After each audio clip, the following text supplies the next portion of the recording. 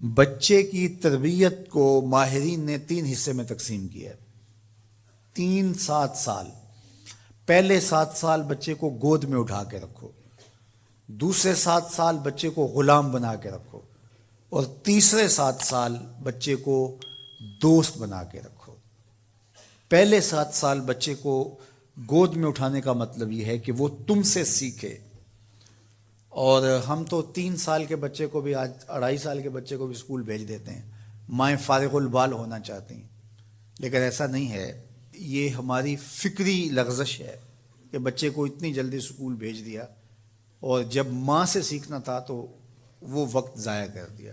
آج بھی جاپان میں 7-8 سال کا بچہ اسکول جاتا ہے، اور آج بھی کچھ اور ممالک کے اندر بھی انہوں نے یہ طے کر دیا ہے کہ 7 سال سے پہلے بچہ اسکول نہ جائے، تو وہ گھر بیٹھ کے سیکھتا ہے۔ یہ اس کی تربیت کا مرحلہ ہے، اس کا یہ مرحلہ یہاں مکمل ہونا چاہیے۔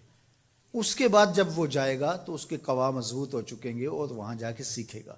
یہ پہلا اس کا مرحلہ یہاں سیکھنے کا ہے۔ ظاہر ہے باپ تو وہ توجہ نہیں دے پاتا، تو ماں کو بھرپور توجہ بچے کی طرف دینی چاہیے۔ عمومی طور پہ ماضی میں مائیں اپنے بچوں کی تربیت میں انتہائی مبالغہ کرتی تھی اور بہت زیادہ محنت شاقہ کرتی تھی، چونکہ ان کی توجہات کا کوئی اور مرکز نہیں ہوا کرتا تھا، اور وہ سمجھتی تھی کہ ہمارا یہی کام ہے کہ ہم بچوں کی اچھی تربیت کر لیں، اور چند بچوں کی تربیت ہی ماں کی ذمہ داری ہے، اور یہ اگر احسن طریقے سے نبھا دے تو اس نے اپنا حصہ امت میں بھی ڈال دیا، معاشرت میں بھی ڈال دیا، اور قوم بنانے کے اندر بھی اپنا حصہ ڈال دیا۔ لیکن اگر وہ اپنا یہ فریضہ انجام نہیں دیتی، اس میں کوتاہی کر دیتی ہے، تو اس نے پھر کچھ بھی نہ کیا۔ اچھی نسل اچھی ماؤں کی گود سے پروان چڑھ کے ہی معاشرے کو نصیب ہوتی ہے، اور یہ بنیادی اکائیاں ہیں، بنیادی اینٹیں ہیں جس سے معاشرت ترتیب پاتی ہے۔ اس لیے یہ ماؤں کی ذمہ داری ہے۔ اور دوسرے 7 سال جو ہے وہ غلام بنا کے رکھو۔ مطلب کیا؟ کہ ان پر احکام نافذ کرو۔ وہ از خود فیصلے نہیں کر پاتے اور اچھے نہیں کر پائیں گے، ان کے فیصلے تم کرو، ماں باپ۔ اور پھر اس کے بعد اگلے 7 سال جو ہیں وہ ان کو دوست بنا کے رکھو، چونکہ عموماً جو ہے وہ 14 سے 21 سال تک کی عمر کے بچے جو ہیں وہ دوستیوں سے، اطراف سے سیکھتے ہیں، چونکہ وہ اگرچہ تمیز نہیں رکھتے ہوتے پوری طرح، لیکن پھر بھی ان کی طبع یہ ہوتی ہے کہ وہ سمجھتے ہیں کہ ہم اطراف سے اچھا سیکھ سکتے ہیں، اور وہ بعض کا ماں باپ کو دقیانوس بھی سمجھنے لگ جاتے ہیں۔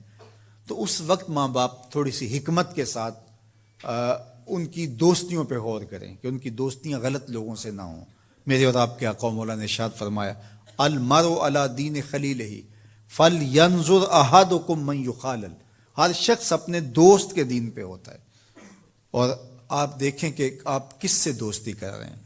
اگر اس کا دین خراب ہوا، اعتقادات خراب ہوئے، نظریات خراب ہوئے، اس کے اعمال اور اخلاقیات خراب ہوئے، تو اس کا رنگ آپ کے اوپر چڑھ جائے گا۔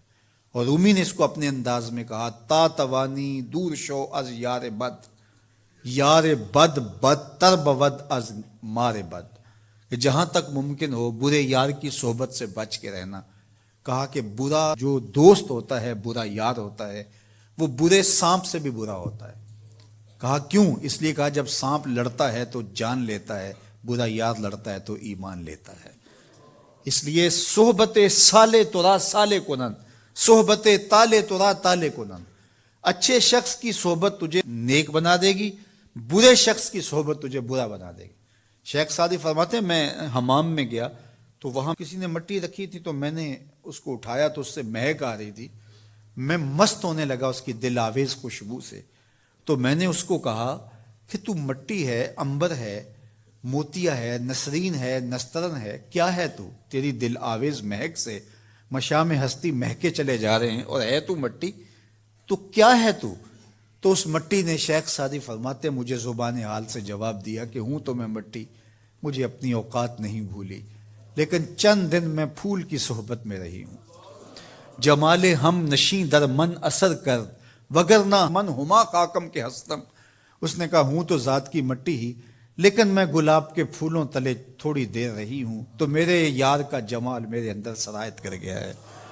تو ذات کی مٹی ہوں لیکن صحبت میری پھول سے رہی۔ یار مٹی پھول سے صحبت پیدا کر لے تو اس سے مہک آنے لگ جاتی ہے، تو یار بندہ صالح صحبتوں کا انتخاب کر لے تو اس کی زندگی کیوں نہیں بدلتی؟ تو اپنی اولاد کو صالح لوگوں کے پاس بٹھانا سکھاؤ۔